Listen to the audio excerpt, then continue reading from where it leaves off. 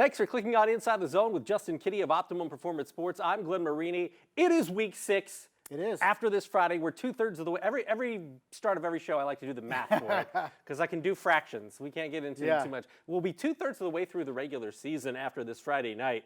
And conference races are really heating up. Last week, we learned a lot about who was the top dog or top dogs in the ACAC, the SAC, and the NE8. This Friday, taking center stage will be the NECC Big Division.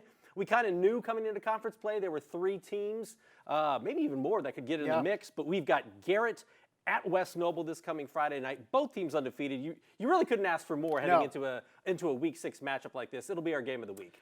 Up in Ligonier should be crazy this Friday night. Battle of undefeateds and 2 teams that are trying to really establish themselves as that team in the big division of the NECC. You look at West Noble and their rushing attack with Seth Pruitt. You look at Garrett and their ability to grind out victories and really limit Lakeland's offense a couple weeks ago until the second half. So what gives on Friday night? It should be a fun one up there. Yeah, you take a look at these teams, and I was just kind of crunching the numbers before we got out here, and they're 2 very similar teams. Yeah. Run first and throw a little bit. Both teams have been effective when they've thrown it this year. Both teams are averaging just under 100 yards per game throwing, but it comes down Estelle Pruitt, Seth Pruitt, whatever you want to call him. 17 touchdowns already this season. He's the main ball carrier for West Noble. Meanwhile, Garrett kind of splits things in 2 with Cam Rubel, who averages 110 yards a game, and then Calder Hefty, their quarterback, who's averaging about 95. Does that make it easier, more difficult to prepare for Garrett, knowing that West Noble's got the one bell cow, and they kind of split it between 2 at Garrett High School? Well, people will ask throughout the week, okay, what are the keys to this game? And you're kind of like, well, who stops the run or slows down the run better? And that's kind of the thing. That's what gets West Noble going. It gets Garrett going. So it's not sexy, it's not flashy, but are we just saying which team plays the run better? And both teams, especially West Noble, has just really relied on that through the first half of the season. I think the question is for both teams, if you put them behind, if they have to go to the air to climb back into a game, can they do it? We'll see. Maybe one of these teams has to do just that on Friday. When you said not sexy, I thought you were talking about me. I was or both of us. I wore my fancy new 70 Wayne TV 70 anniversary shirt. I don't mean it's as sexy as it gets. I asked you to bring your sexy pants today. They're in the wash. Always. When it comes to how Lakeland fits in this piece, because, depending on how this comes out, we've still got West Noble versus Lakeland later in the season. If West Noble can come out victorious, how much does that put Lakeland back in the mix, and how much do things get crazy? Yeah. I mean, I hate to put the cart in front of the horse, but let's just say that happens. And the beauty of it is, or not the beauty of it, depending on what side you're on, is we have no tiebreakers in the NECC. And even if you did, let's say Lakeland came out and beat West Noble, and they're all one loss, and they all beat each other, then you wouldn't be able to break it anyway. But the second half that we saw at Lakeland at Garrett was more indicative of what that team is capable of, I think, than the first half. It's all credit in the world with what Garrett was able to do, but once Lakeland went a little bit up tempo and said we got to start throwing the ball when we're down, 20-some points, that's when we really saw what Lakeland could do offensively. The defense couldn't get a stop, and that's kind of my concern with Lakeland is, okay, you couldn't stop Garrett on the ground. What makes you think you can stop West Noble on the ground if indeed that division comes down to that game? So looking ahead a bit too much for sure, but that's my concern with Lakeland if that game matters. But first things first, Chargers got to take care of business at home. We focus so much on the NECC Big Division, like Churubusco's kind of flown under the radar in the NEC Small Division. But they got Fremont this coming Friday. It's a road trip at Fremont.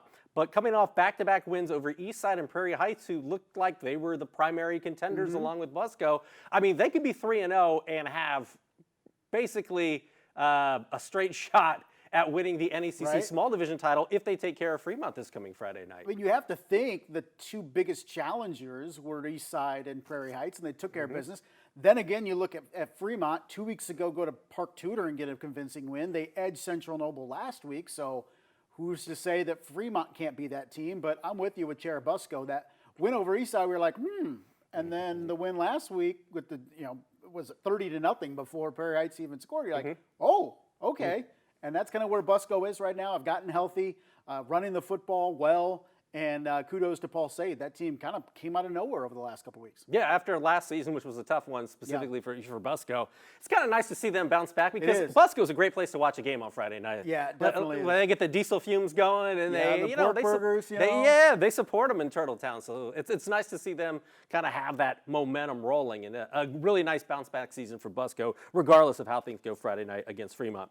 Let's talk about the SAC because we learned a lot, I think, about the SAC with 2 games last week that really stratified where things were at in the big division. You take a look at Carroll really taking it to Snyder, 30-6. What do you take away from that one, and what do you take away from the Homestead Bishop Dwenger game, which was a 17-14 game, which Homestead ultimately came out victorious with?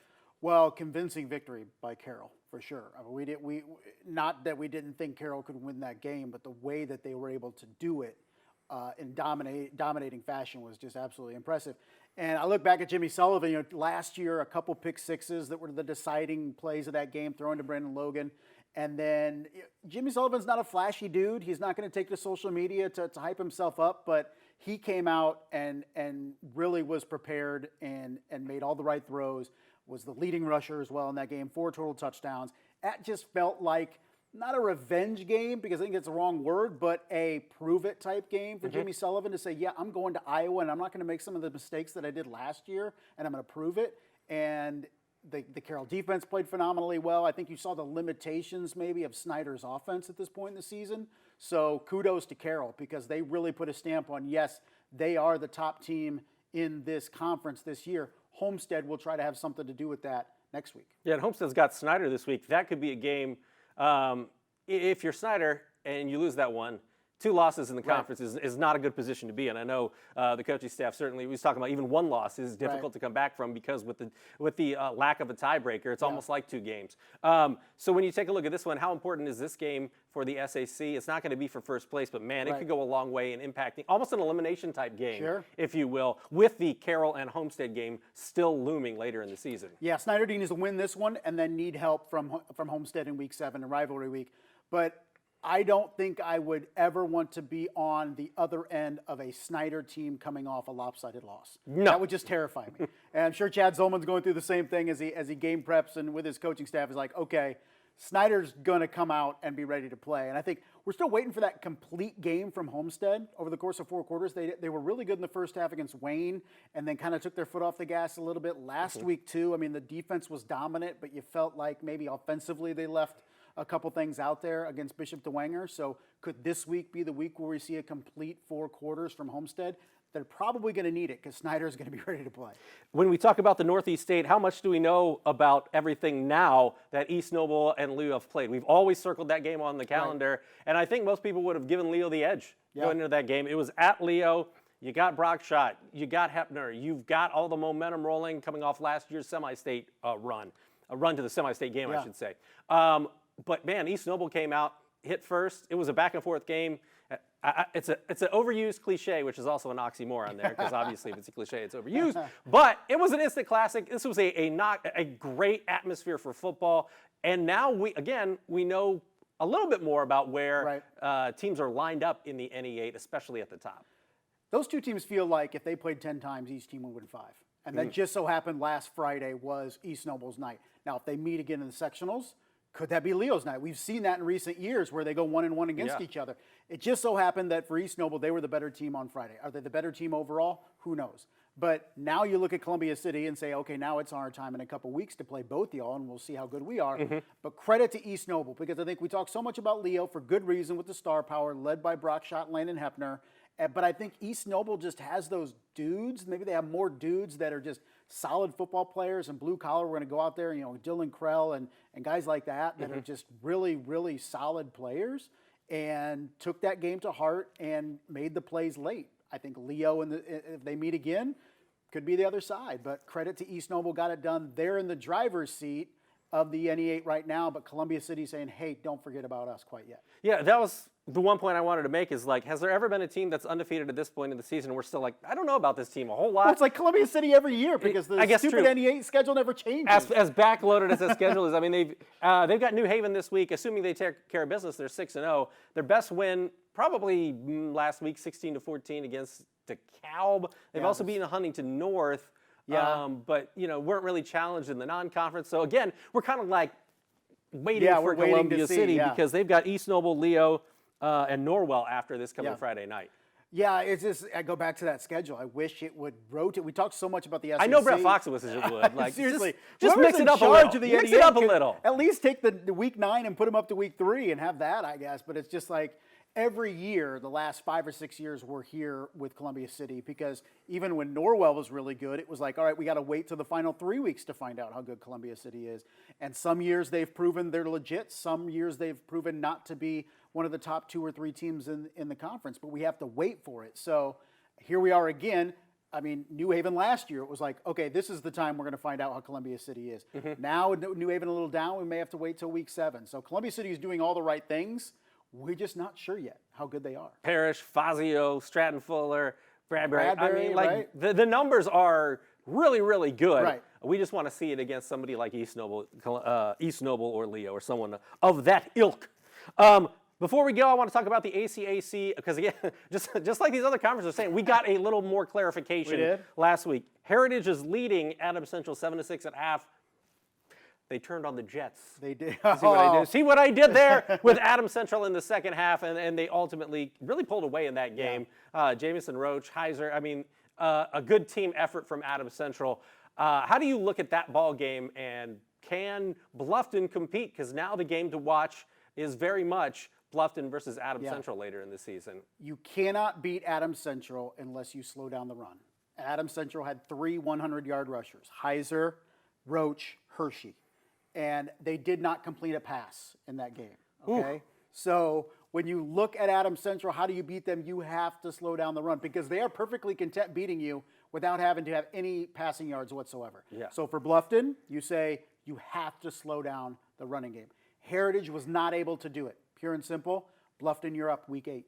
If you're Bluffton, can you outscore Adams Central though? Like maybe get a turnover early, maybe onside kick. Kunks will do it. He will. might. He'll pull out all the stops. Because for Best sure. is playing really well. Strevler's playing well at the wide receiver position. Bustos is playing well. And then you've got, hopefully, more healthy and Craig Cooper at the Craig, running back. yeah. I mean, that's a lot of offensive weapons, Yeah. especially in the ACAC. I think you can. I don't know if you necessarily want to go down that road, Yeah. but whatever, as long as after 4 quarters you have more points than the opposition. So I do think when you look at firepower offensively, Bluffton probably has the most dynamic offense in the ACAC. It's not to take anything away from Adams Central, but dynamically, you look at it. I mean, Axton Best, when you look around the area, I mean, is he one of the best all-around players in the entire area? As a Very sophomore? efficient. Very efficient. I mean, seriously, the dude can pass, he can run. I mean, he's been phenomenal. So, yeah, I think Bluffton can get it done. I don't think Kunks wants to get into a 50-49 game, but if Bluffton wins 50-49, he's not going to have any problem with it. Yeah. When you take a look at Adams Central against South Adams, I know we're talking about Bluffton coming up, but it's a rivalry game this week. Yeah. I don't want to say a trap game, but sometimes in those rivalry games, you do have to throw out the records and everything that's happened. Right. It's going to be down at Byrne. I don't think that's going to be a problem with Michael Mosher and Adams Central, but if you get lost in Grant Mosher's beard on the way to the game, that could be very problematic. No, I mean, seriously though, like we've seen it happen before where these games are a lot more competitive than they might suggest on paper going in. And that's the key, though, for both teams is they're both going to be in this with being a rivalry game, and that's with Adams Central. I think the longer it stays close, the more you think South Adams has a chance. I think South Adams offensively is starting to find themselves. Titus Lehman with another big game last week, but it comes down to can South Adams' defense contain the run game of Adams Central. If Adams Central's running all over the place and South Adams has to keep up on the scoreboard, I just don't know if they have enough to do that. What if you onside kick and never let them touch the There ball? you go. Just recover them every time after time after time. I mean, we saw East Noble kind of do that against Lures early last season. And it was effective, but, the cat's out of the bag now. I shouldn't have said anything. I kind of jinxed it. Final question. It is week 6. Again, 2/3 of the way through the season after this Friday night. What do we know and what are you looking to see get solved or come to the forefront over the next few weeks as we get ready for the postseason? Well, it's the pivotal games in each conference that we're starting to circle. This week is the NECC in the big division with West Noble and Garrett. You look at what we had last week with the SAC with Carroll and Snyder. Now you're starting to look at Homestead Carroll week 7. NE8, what can Columbia City do? ACAC, if Adams Central holds serve and Bluffton gets that shot in week 8, we see what happens. But we're starting to see those games that are going to matter. It would be great to throw a wrench in some things. Maybe we could have an upset here or there. That's kind of what we hope for this time of year, to kind of muddle some things. We like chaos, like confusion. Muddle some things. We'd like Let's do chaos. it. That is very well said, Justin Kenny. Yeah, you know. We should pay you for this. He is Justin Kenny. I'm Glenn Marini. We'll see you next week on Inside the Zone.